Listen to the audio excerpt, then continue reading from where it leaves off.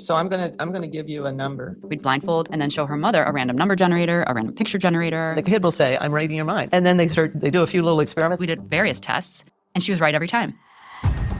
Their kids can see things that they simply can't. Her answer is 100% accurate. What is the second number? 6. Oh my God. Oh my We think of as woo-woo or this airy-fairy stuff, but it's true. Autistic individuals have these incredible abilities. The science behind this is so much bigger than our knee-jerk reactions of truth.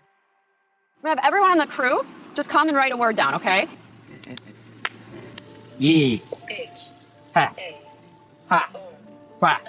Fa.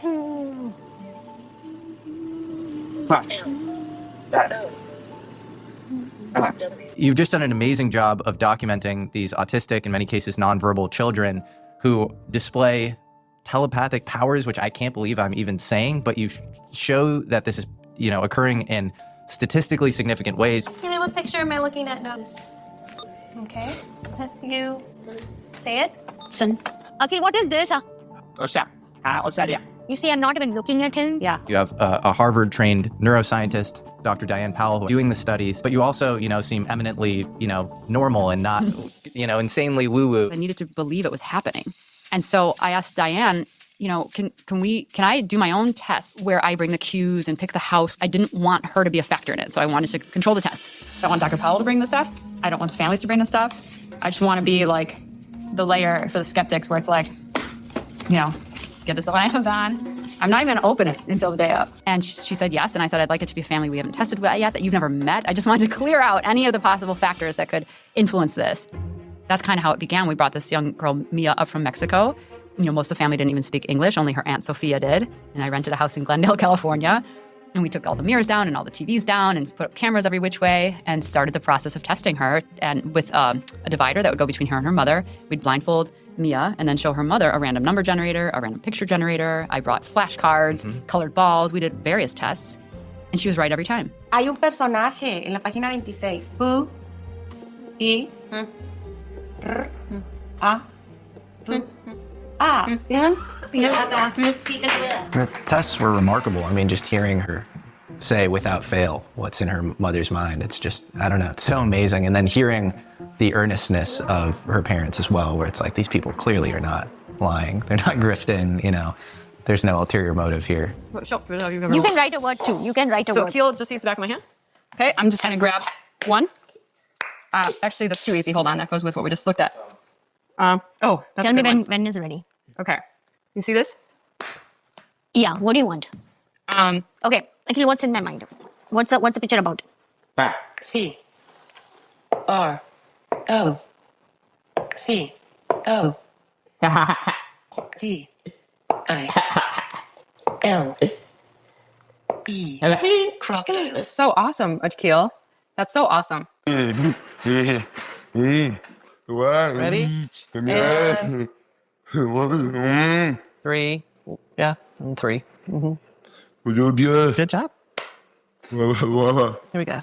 You're doing so good. 8 and 5.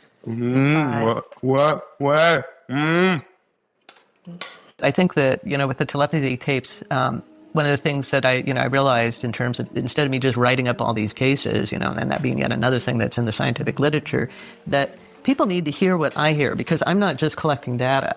I'm assessing, the tone of voice, the content of what's said. You really, there's so much information there that's not like, mathematical data, but there's so much information that you're getting from actually listening to these families and listening to the people who see this stuff, for the first time, or listening to their struggles with, how do I make sense of this? Because that's really what I'm the kind of contact I get all the time from these families is, I don't know what to make of this, and they're relieved that their child isn't the only one.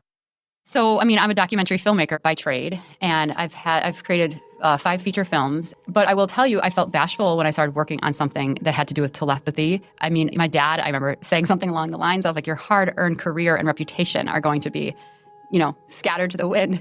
It felt hard to talk about to people, to clients. I also direct commercials and stuff, and my mother-in-law is, at the time I started making it, was, lives on a sheep farm in rural Minnesota. And just all these people were like, oh, has Kai kind of gone off the deep end here? And that's why, to me, it was like, just the word telepathy, you can't reduce it to fact or fiction. Let's go look at the stories of these people, the science behind this. This is so much bigger than our knee-jerk reactions of truth. I just spoke to Dr. Diane Powell. And in fact, we've been in touch for like a year and a half or something. And I've always found her just to be this amazing woman. And she's just an impressive combination of extremely open-minded, but also extremely rigorous. Yeah. And so how did you get in touch with her? You heard her on a podcast, is that right? It unfolded by me hearing her on a podcast about her research that she'd been doing. Today, I'm here with Diane Powell, and we will be focusing on her research on some autistic savants with telepathic abilities. And I thought that was fascinating, and I wanted to get on the phone and learn more, and went out to visit her.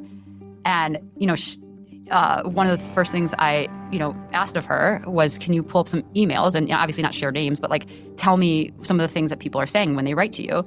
And that was a very convincing first step for me to witness, is that, this wasn't just something she was talking about or she studied in a few one-offs. I mean, her email box was filled of parents reaching out saying, I'm finding that my child can read my thoughts. It seems impossible. We've tested it at home. I have no framework for this. Can you explain what is happening? And it was a confusion and a wonderment and sometimes a desperation coming from these parents to understand what was going on. And they don't know each other. They are very siloed. And that was the first moment where I thought, okay, there's something very big here. So how does one go from a traditional academic background to studying autistic children who have high extrasensory perception abilities? I learned about autism and savants back in 1986 because I met Oliver Sacks then. So Oliver Sacks was a neurologist who wrote a lot of different books. One of the books he wrote was Awakenings, about people that had Parkinson's and were given L-Dopa for the first time. And all of a sudden they went from being like frozen statues to suddenly, moving. And there was a movie made about that. And he was somebody that would study these quirky sort of syndromes that told you something about the brain. One of the case reports were about these twins who were institutionalized, who were autistic, who played a game in which they would say prime numbers back and forth to one another, and they'd be consecutive prime numbers. They would be 6 digits long, and there's no algorithm for that. And they just knew these prime numbers, and not only did they know them, they said they just saw them.